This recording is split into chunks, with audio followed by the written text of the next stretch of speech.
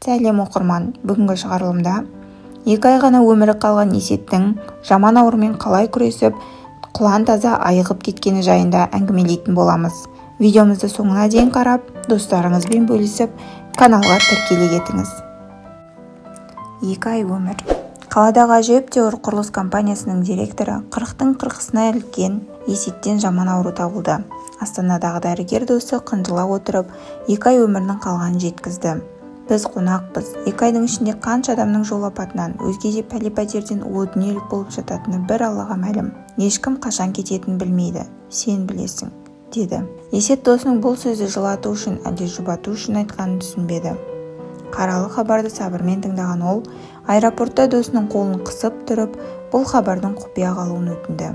Ұшақтан түскен бойдан күтіп алған шопыр мен құмырсқаның илеуіндей қыз-қыз қайнап жататын кеңсесіне емес, әке-шешесінің басына барып қайтты. Мазалай берген соң ұялы телефонын өшіріп тастады. Өзіне сұраулы көзбен қараған шопырға ағасының мекен-жайын айтты. Шешесі марқұм ағасы екеуін құшағына қысып отырып, анасының қос қанаты ғой деп кезек-кезек бастарынан иіскейтін. Әскерде орыс жерінде болған Есет қысына шыдай алмай ауырып, артынан ағасы іздеп келіп еді.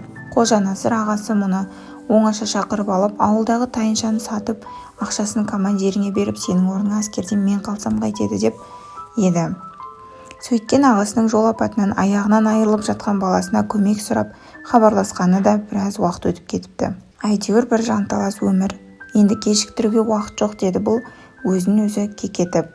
Ағасында құдайға шүкір бала жетеді. Ауылдағы ең көрікті қыздардың біріне үйленгенде жеңешесінің әдемілігіне малданып, біразға дейін танауы шелектей болып жүріп еді. Қазір қаладағы қуықта 2 бөлмелі үйде тұрып жатыр. Бұл ағасы сияқты ғашық болып күйіп жанбады. Кішкентай кезінен жоқшылықты көріп өскен бала аяғын аңдап басып есеппен отау құрды. Білдей құрылыс басқармасында жұмыс жасайтын Дөкейдің бұл аңдап өскен жалғыз қызына құрық салды. Обалық әне, Әсия осы уақытқа дейін өзге ақымақ қатындардай, сенің осы дәрежеге жеткенің менің әкемнің арқасы деп бетіне салқ етіп басып көрген емес. Келіншегі Асқар мен Әминадан соң бала көтермей қойды. Осы уақытқа дейін мән бермей келген Әсет дәл бүгін балаларының аздығына өлердей өкінді. Атасы жұмысқа қасын алды. Зейнеткерлікке кеткенде тәп-тәуір лауазымға тағайындатып кетті.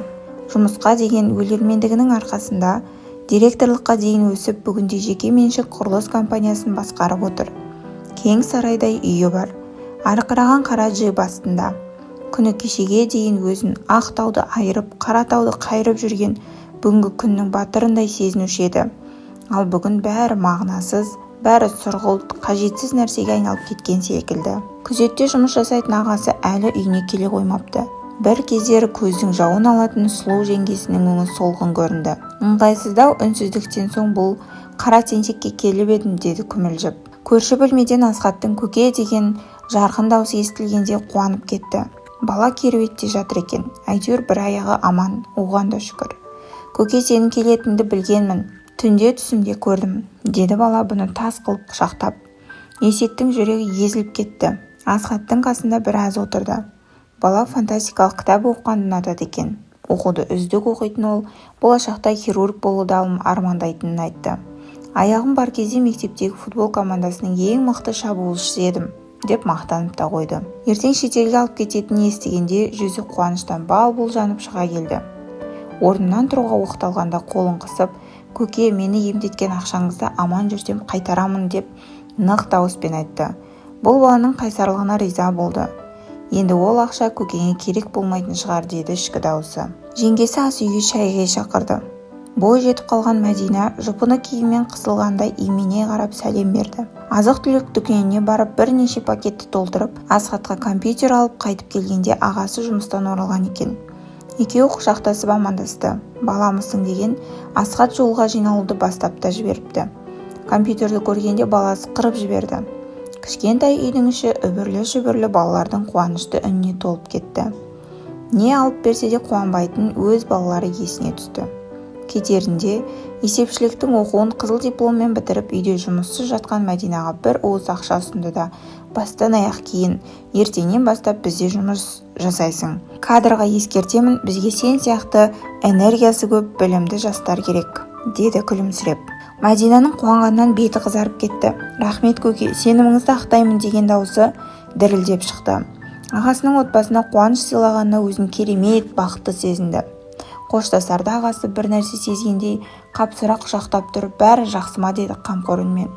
Кішкентай кезінде көшеден таяқ жеп келген өзі үшін талай төбелеске түскен ағасының осы жолы дәрменсіз екенін ойлағанда жүрегі сыздады. Жақсы, деді бұл ағасының құшағынан босап жатып. Осы кезде бағанадан бері ләм-мим деп тіл қатпаған жеңгесі таяқ жеген жас балаша өксіп жылап жіберді. Өмір бойы тілеуіңді тілеп өтемін Төрежан, деді жылап тұрып қайран жеңгесі. Далаға шыққан соң шопырын босатып жіберіп, үйіне жаяу тартты. Өзін көптен бері бұлай жеңіл сезінген жоқ еді. Әрбір үйді тапсырған сайын бір мүжәлсіз отбасыға пәтер сыйлап, кілт тапсыруды үрдіске айналдырып жүрген Есет, жаңа жыл қарсаңында тапсырылатын үйден бөлінетін пәтерді ағасының отбасына беретін болып шешті. Үйге кіргенде өзіне аңтарыла қараған келіншегін көрді. Телефонның да өшіп жатыр, жұмыстан да іздеді уайымдап, деп асыға сөйлеген Әсиясына сабырмен қарап жатын бөлмесіне өтіп кетті. Бүгін жұма екен есіне түсті. Аптаның соңғы күнінде жолдас жігіттермен жел шығарамыз дегенді желеу етіп, отырыс ұйымдастырып көңіл көтеруді әдетке айналдыратын еді. Енді мұндай ақымақ тірлікпен айналысуға уақыт жоқ Есет мырза деген ол киімшең диванға қисайды да қалың ұйқыға кетті. 2 айдан соң өзінен табылған жаман аурудың өзі түгіл ізін көре алмай дәрігерлердің айран асыр қалатынын ұйқыдағы Есетке беймәлім еді. Бұл оқиғадан не түсінеміз? 2 айдың ішінде көптеген жақсылықтар жасау арқылы өзінің жаман ауруынан айығып кеткен Есеттің әңгімесі. Оқырман, егер де сіз өз әңгімеңізді осы YouTube каналынан естігіңіз келсе, әңгімеңізді описаниедегі WhatsApp ссылкаға жіберсеңіз болады. Әңгімеңіз анонимді түрде шығатын болады.